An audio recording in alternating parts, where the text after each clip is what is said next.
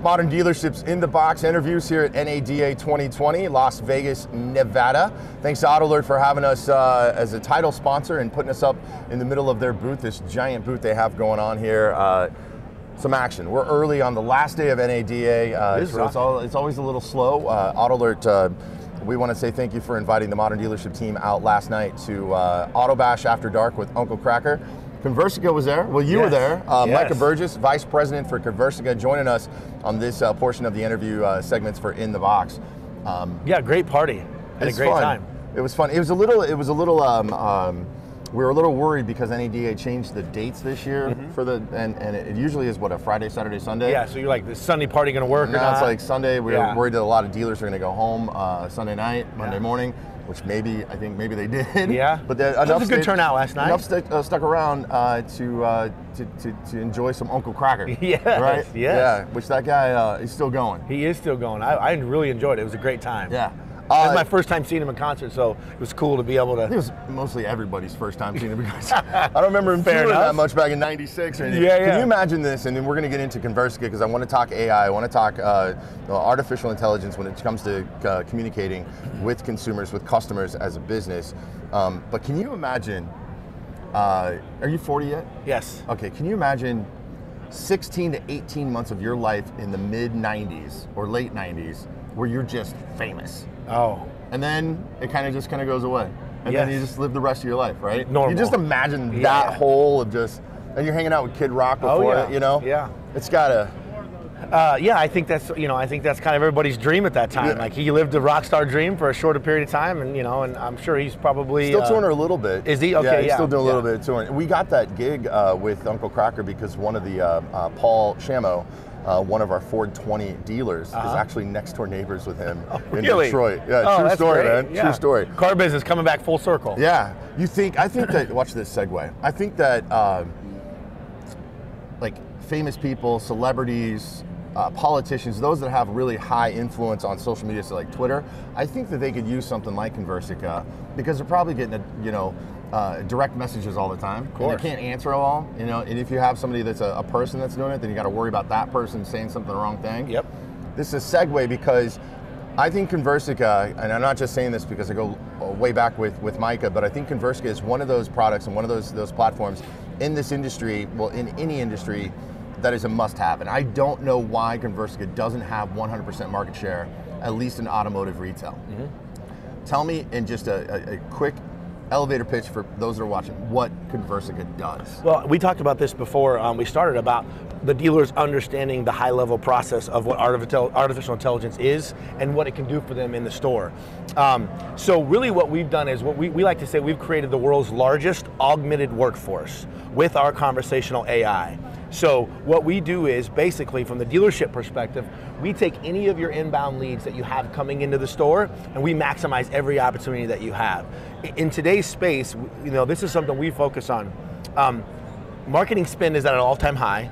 Dealers are really, really fighting right now for market share in their territories. Right. So it's super competitive with their marketing spend. They want to make sure that, hey, if we're spending a lot of money on our marketing and we're trying to capture as much as we can, they're implementing us to make sure that we're working every opportunity to its fullest. They're trying to get as many leads. Of course. That's the name of the game, right? Yeah, we're not a lead generation tool. Not at all. We don't generate leads. We just handle all the leads that the dealership has coming in. And the AI, meaning that there's artificial intelligence that is answering those email leads, those website leads, or not email leads, but website leads, those third-party leads, because a human in a lot of situations can't handle that much capacity coming in. If you're optimal, marketing spend, and you're bringing in so many leads, 10, 20, 30, 100 a day, your BDC and your internet department can only handle so many. Well, or they concentrate on the low-hanging fruit, the stuff that came in, right? Yeah. Well, then if you get 40, 50 leads a day, regardless of your BDC headcount, if you get 40 today and they work those, and they have, and some of those that they perceive are good opportunities, and then the next day 40 more come in, and then the next day 40 more come in, are they scoring the leads in a certain manner where we're only working the low-hanging fruit, but we have an influx coming in every single day? So implement us, bring us into the fold, and we're working them all, every single lead that comes in with the same judgment, all while trying to move that customer along the buying process. And I say this, and the reason I say that this is, I don't understand why you don't have 100% market share, because I got caught with it. Yeah. Where I buy my vehicles in Kansas City. Yep. I ended up, I knew what I wanted, you know, because I work in the industry. I knew what I wanted, I knew what it was, and I was just testing out one of their products they had on their website, and it ended up submitting a lead, right? Sure. And the next thing you know, I get an email, but it was almost like a personal email, right? It was more, it seemed like it wasn't a fired off CRM follow-up email to see if I want to have more information, right? And I knew everybody that worked at the dealership in the internet department. I'm like, there's no Tracy that works. Maybe she's new, right? And so I'm writing about, hey, Tracy, thanks a lot, you know. Caught. I was dead caught. I was talking to a computer. I was talking to artificial intelligence. It must have had emails go back 3 or 4 times. Never once did I even suspect until I actually went into the dealership, talked to the internet director, who was Alex at the time. He's like, no, that's Conversica. Like, you got to be, what? Did you have a story or something about somebody? So, and the other one is we've been interviewing Ford dealers earlier this week at the Auto Alert Ford 20 meetings that they had, and one of the Ford dealers was talking about how his daughter's 16 years old, and he named, because you can name the persona, whoever's responding to these leads. He named it his daughter. I forget the name of what her name was. She was 16. She's a big softball player. Anyway, apparently her softball coach came up in rotation. He sent a lead, or a lead came in, or he was actually, I think it was through Auto Alert. Something in that he was in a way that he could upgrade, and Conversica kind of came in with that conversation, and he thought he was speaking to a girl that he was coaching. That girl, I forgot to say, he was a coach of the softball team. He absolutely thought he was talking to this girl that he knew in real life. And not once did he ever suspect that he was talking to a computer. I mean, this is somebody that he thought he knew in real life, man.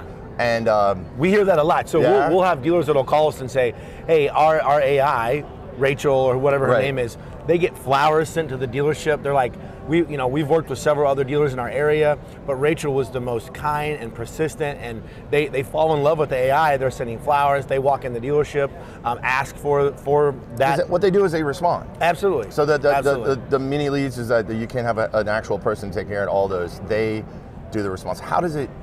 Is it learning the entire time during the conversation? Absolutely. How can a softball coach not know he's talking to a computer? We've spent the algorithms, the AI has been working for about 12 years. So if you know anything about machine learning or artificial intelligence or natural language processing, the tool gets smarter and smarter every day. We've sent about I think it's 400 or 500 messages in the last 7 or 8 years.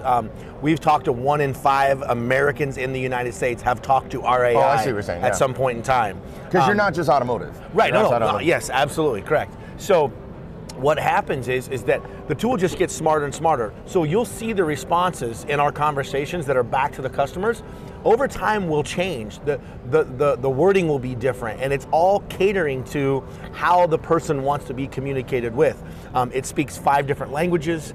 So we've got some dealers that take advantage of the Spanish side. We've got some Canadian dealers in the French Canadian side that use our French side. So it speaks 5 different languages. And really, it learns. Every message, every conversation, it gets smarter and smarter and smarter. So we always like to say, from a competitive standpoint, we're 12 years in, we've got a 12-year-old child. And if somebody new comes along and wants to start what we're doing, they're starting with an infant, right? And $20 million probably. And a lot of money, So yes, the tool gets smarter and smarter every day. It literally blows us away sometimes when we're looking at conversations that are happening inside of a dealership. We'll even as employees, we'll notice how it changed up, the verbiage changed, and we're like, dude, that's so cool, so it learns, right? Absolutely. Is it going to take over the world and start killing humans like everybody's worried about in sci-fi things? Robots I don't know that we're that AI. We're conversational AI, right? So I heard from Auto Alerts that they are now using you. Is that who's David? Sorry, I thought it was wrong, David. Sorry. No, am I talking to a VP from Conversica, NADA? How am I going to expect your phone not to ring, right? So I'm talking to Don Favero from Auto Alert, and he lets me know that Conversica is in the system that they are using. Yes. So you're B2B as well? Yes. So you guys are Auto Alert is a customer. You can say I work for Auto Alert and I work for Auto Dealership. But Auto Alert is a customer of ours where they use it internally to also handle their inbound leads. They get thousands of inbound leads every month of dealers reaching out to you guys to be able to use your guys' tool. So they came, you know, I have a relationship with those guys, so they reached out to us and we're like, hey, we've seen the success you guys are having using it. So we joke and say we drink our own Kool-Aid or we drink our own champagne. We're actually using our AI to market into dealers, and you guys, AutoAlert saw the value in that, and wanted to bring it apart. How Conversica is better than Facebook, because we set up basically the auto response. It's supposed to be their AI through Facebook Messenger, getting leads that way, and we had to turn it off because it just wasn't. It was just standard out-of-the-box messaging. It didn't answer any questions. It just kept trying to push them to either make a phone call or submit, you know, an appointment. And I had to turn it off. And now that I know that Conversica is inside the email system, it works through Salesforce, but for you guys in the dealership, it works with any CRM. That's crazy. Yeah.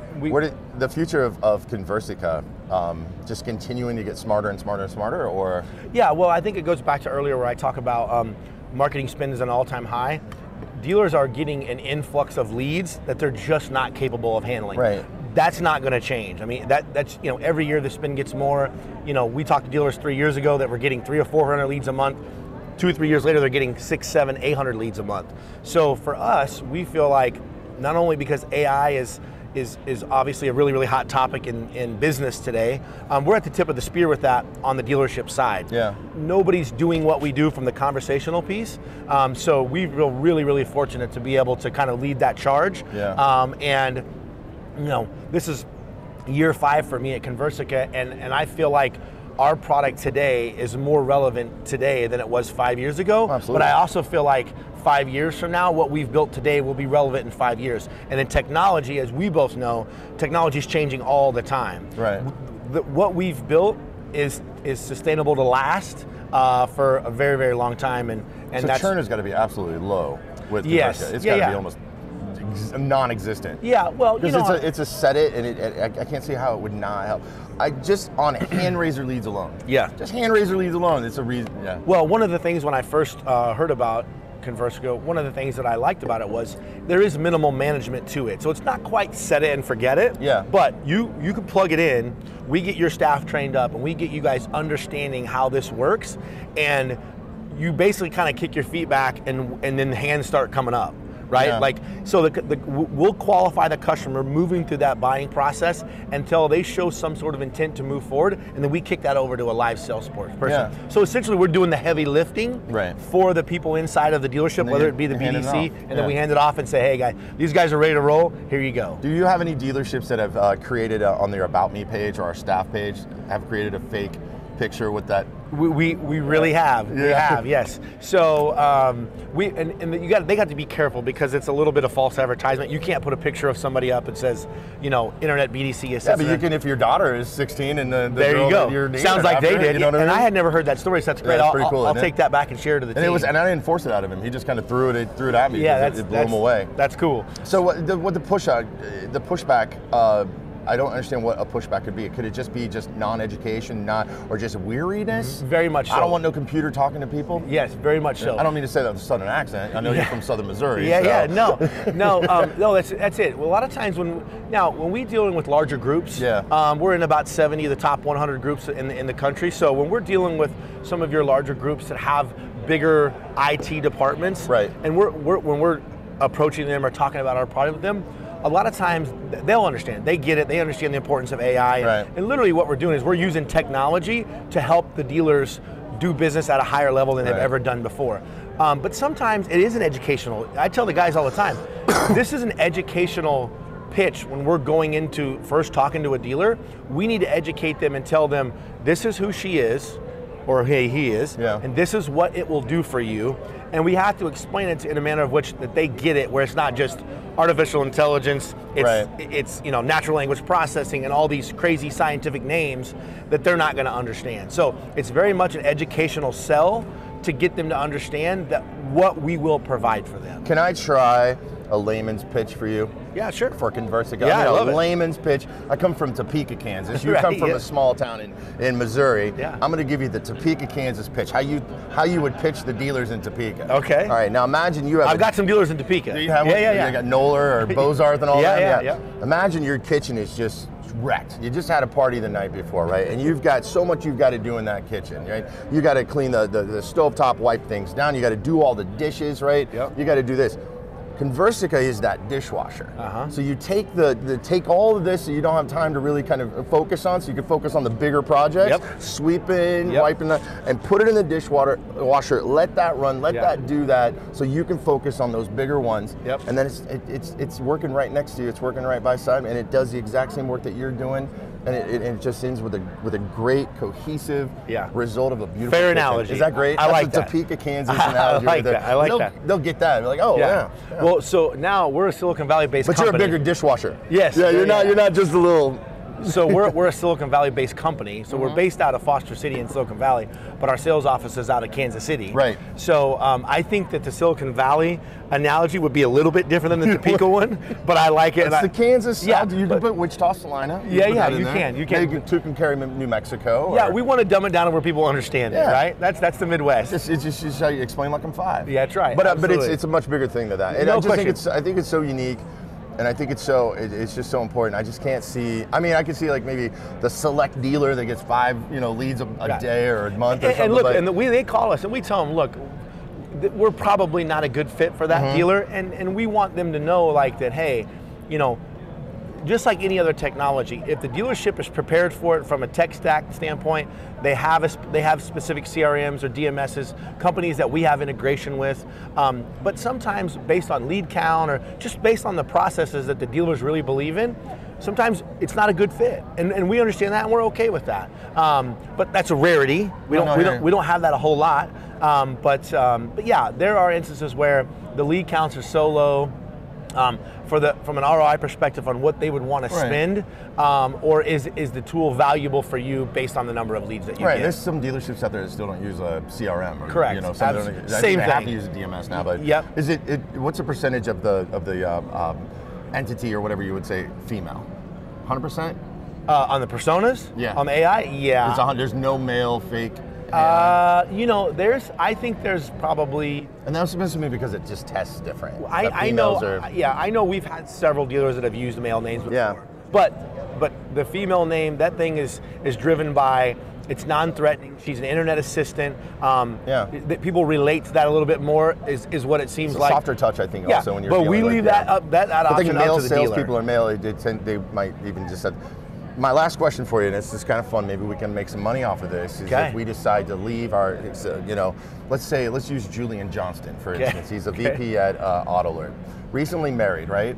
Let's say lovely Laura. Lovely Laura. Let's say that, God forbid, Laura finds an Alabama or Auburn grad. Don't even go there for him, right? Oh my God. Can we take the AI from Conversica and make it for lonely people, right? So he'd have somebody to text like, "I miss you," and it would know him and it would text back to him, and he could name it whatever he wanted. Is that possible? I'm just really hoping that I'm sitting with JJ when he sees this. War Eagle? Yes. When he gets replaced with a War Eagle? I just want to be with him when he sees it. It's never going to happen. I just had to pick somebody. I want to make sure I'm with him when he sees it. It's in so many different avenues and so many different verticals. Yeah, auto's the smallest piece for us. So we're in healthcare, we're in education, we're in technology, we're in banking. We're helping Major League. You're not in Lonely Hearts clubs? No, not in Lonely Hearts clubs, but You're in Major League what? We're in NFL, MLB, NBA, and NHL. Real quick, how do they use that? So they use it. We manage their inbound ticket inquiries. So if somebody submits a lead on they want to buy season tickets. So recently, a few of us were, Chiefs won the Super Bowl, Kingdom in the house. If somebody wants to email in about inquiry about ticket sales or season tickets, our AI will pick it up and then start having a two-way conversation with them, qualify the customer. Once the AI sees that they show some sort of intent to move forward in the buying cycle, it kicks it right over to the ticket salespeople, and they get right on it. I make light of it, but it's just, to me, it's just so simple and such an easy, I just don't know why it's not 100%. Well, and that's what's, autos is our first love at Conversica, because that's what we started out in, but is adaptation a little bit slower?